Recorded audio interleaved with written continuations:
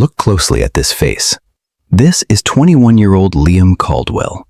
This is the exact moment he walked into a county courtroom facing first-degree murder charges. Despite the handcuffs, despite the bright orange county jail uniform, there isn't a single trace of fear on his face. Instead, there is a sickeningly arrogant smirk. It's a smile that says, "You can't touch me." As he takes his seat at the defense table, he turns toward his anxious parents in the gallery, gives a confident little wink, and mouths the words, "Don't worry." He was absolutely convinced that his father's endless bank accounts and a team of million-dollar defense attorneys would have him walking out the front doors in under an hour. To him, the judge, the courtroom, and the American justice system were nothing but a joke. But that smirk was only going to last for a few more minutes. Because the moment the judge presented a single, devastating piece of evidence, something Liam never saw coming, his entire world collapsed. That arrogant smile instantly morphed into sheer terror. His jaw dropped, and his eyes widened in absolute shock. He had made one careless mistake, and it was going to cost him his freedom for the rest of his life. So, what exactly did the judge show him? And why did this untouchable golden boy commit such a horrific crime in the first place? The story begins with the toxic arrogance that ran in his blood. Liam Caldwell wasn't born into an ordinary family. His father, Richard Caldwell, was one of the wealthiest real estate tycoons on the West Coast. From the moment he could walk, Liam was taught one very dangerous lesson. There is nothing in this world that money can't buy, and no law that money can't bend. Whether it was violently assaulting a classmate in prep school, or crashing his brand new sports car into a storefront while heavily intoxicated at 18, his father's checkbook made the charges disappear every single time. Liam grew up completely insulated from reality. He genuinely believed he was above the law. But that delusion led him down a dark, irreversible path. And it all started the day he met Sage. Sage was everything Liam was not. She came from a modest, hard-working middle-class family. She was independent, empathetic, and working double shifts at a local diner just to pay her way through college. When Liam first pursued her, he overwhelmed her with grand gestures, expensive dinners, and a facade of absolute charm. But the charm was a trap. Within months, the lavish gifts turned into suffocating control. He monitored her phone, alienated her from her friends, and demanded to know her location every second of the day. He didn't love Sage, he wanted to own her. When the manipulation became too much, Sage gathered her courage and ended the relationship. She looked him in the eye and walked away. It was a word Liam Caldwell had never heard in his entire life. No. His fragile ego couldn't process the rejection. His mind snapped. In Liam's twisted reality, if he couldn't have Sage, absolutely no one else could. Liam didn't just want to hurt her, he wanted to execute her, and he wanted to do it like a criminal mastermind. The night of October 14th was bitterly cold and pouring rain. Sage had just finished a grueling late-night shift at the diner. Her drive home took her through a notorious stretch of Canyon Road, a winding, treacherous path with steep drop-offs and practically zero streetlights. Liam knew her route perfectly, but he wasn't foolish enough to use his own brightly colored sports car. 2 days prior, he had stolen a heavy, reinforced, matte black pickup truck from a construction site across town, ensuring no cameras could trace a license plate back to him.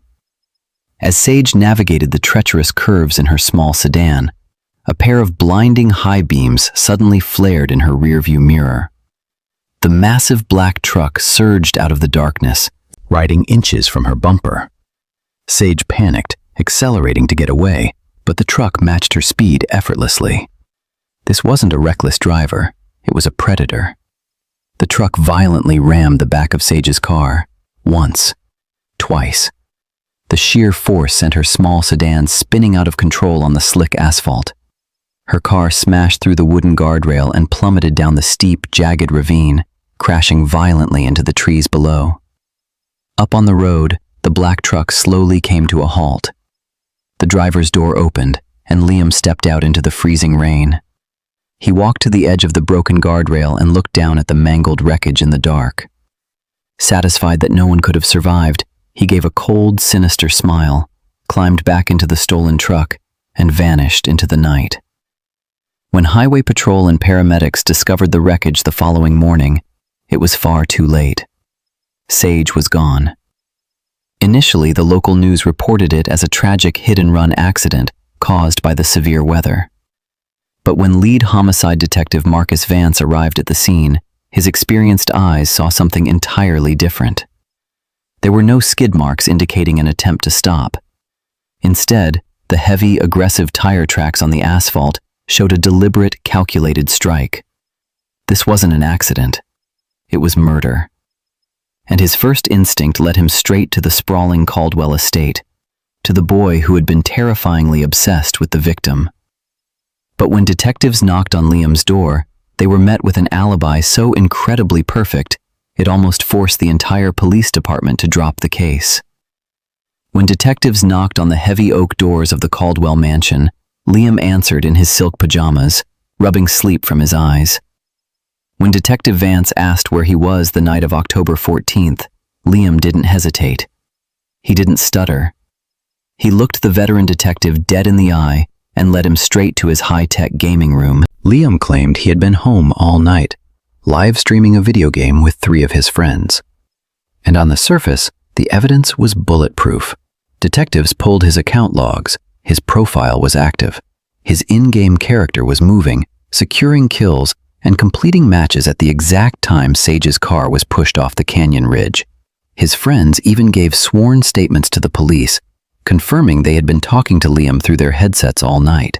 His high-priced defense lawyers immediately filed a motion for harassment, demanding the police leave the grieving ex-boyfriend alone. For a brief moment, it looked like Liam had pulled off the perfect murder. He had literally been in 2 places at once. But Detective Vance refused to let it go. He knew that arrogant, overly confident suspects always make one fatal mistake. Vance subpoenaed the raw back-end server data from the video game developer and handed it over to the FBI's cyber forensics team. What the cybertechs found completely broke Liam's alibi. They noticed an anomaly in Liam's gameplay that night. The keystrokes were too perfect. The reaction times were identical, down to the exact millisecond, over and over again. Human beings don't play like that. Machines do. Liam hadn't been playing the game at all. He had programmed a sophisticated macrobot, a digital script, to play the game for him. As for his voice on the headset, he had pre-recorded hours of generic audio responses and looped them through his microphone to fool his friends. He was a digital ghost. With the alibi shattered, the district attorney immediately signed a search warrant. Dozens of police officers swarmed the Caldwell estate. Liam stood in his living room, watching them tear his house apart, still wearing that arrogant smirk. He had burned the stolen truck. He had washed his clothes. He thought he was untouchable. But as crime scene technicians meticulously searched his massive walk-in closet, they found a shoebox shoved in the very back corner. Inside was a pair of white designer leather sneakers. Liam had scrubbed the top of them clean, but he had missed the deep grooves on the rubber soles. Packed tightly inside those grooves was a thick reddish-brown clay, the exact same mud found at the canyon ridge. The sneakers were immediately bagged and rushed to the state crime lab. But the forensic experts weren't just looking for dirt. When Sage's car was violently rammed, the impact shattered her windows, and she had suffered severe lacerations before the car even went over the edge. When Liam stepped out of his truck in the dark to look down at the wreckage, he unknowingly stepped right into a single drop of her blood mixed with the canyon mud. Under the harsh, sterile lights of the laboratory, a DNA extraction confirmed the ultimate truth. The biological material on the bottom of Liam's shoe was a 100% match to Sage. Liam Caldwell was arrested and charged with first-degree murder. The media descended on the city. It was the trial of the decade. But even sitting in a county jail cell, Liam's arrogance never faded. His father hired a legal dream team who promised they could get the shoe evidence thrown out on a technicality. Which brings us right back to that chilling moment in the courtroom. Liam walked into the court wearing an orange jail uniform, absolutely glowing with confidence. He sat at the defense table, turned to his wealthy parents in the gallery, gave them a sly wink, and mouthed, "Relax, I am safe."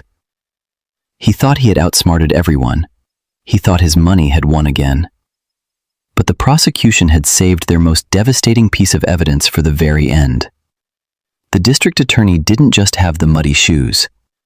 The courtroom went dead silent as the judge held up a clear plastic evidence bag. Inside the bag was a small, custom-made black and silver macro controller. It had Liam's initials, LC, engraved on the side. In his rush to look over the cliff that rainy night, the device had slipped out of Liam's jacket pocket and landed in the mud. The FBI had extracted it from the crime scene. Not only did it have Liam's fingerprints on it, but the device's internal digital clock recorded its exact GPS location at 3:15 a.m., the exact minute of the murder. At that precise moment, the camera captured Liam's reaction. The arrogant smirk vanished, his jaw dropped. The terrifying reality hit him like a freight train. There was no technicality. There was no bribe big enough to make this disappear.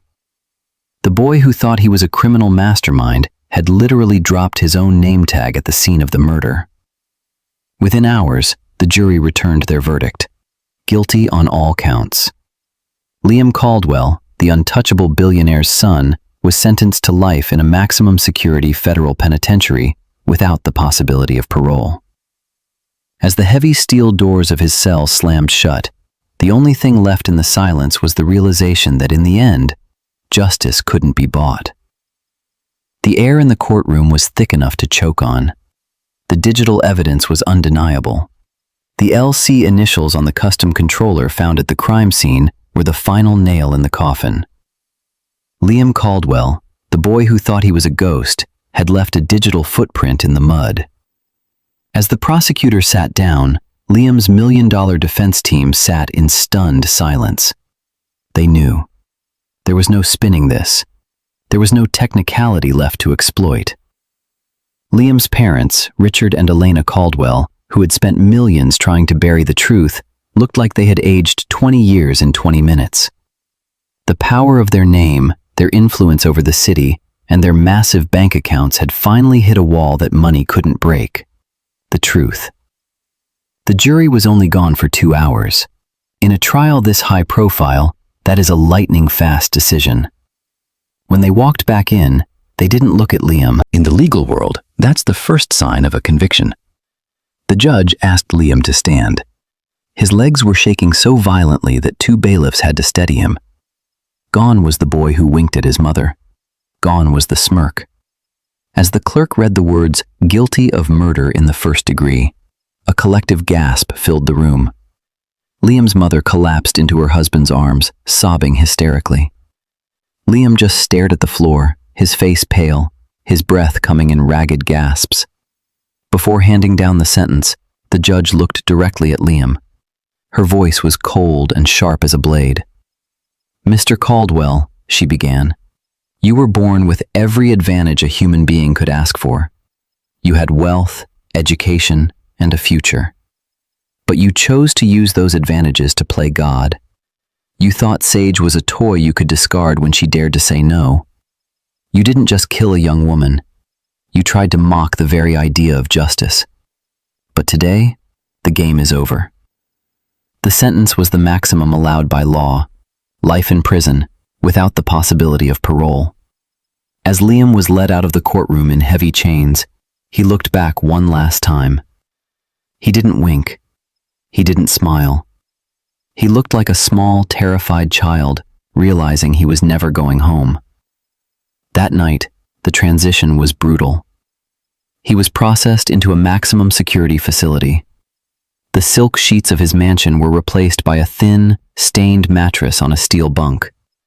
The gourmet meals were replaced by lukewarm trays of mystery meat.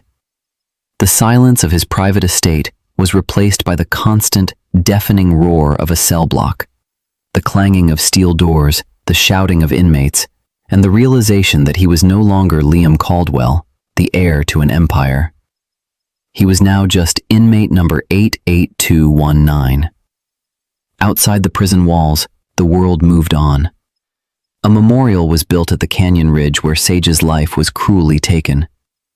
It became a symbol of strength for victims of obsession and domestic control. Liam Caldwell spent the rest of his days staring at a concrete wall, realizing too late that his father's money could buy him a lot of things, but it couldn't buy back a soul. The untouchable son had finally been reached by the long arm of the law, proving that in the end, no matter how much you have, no one is above the price of a life.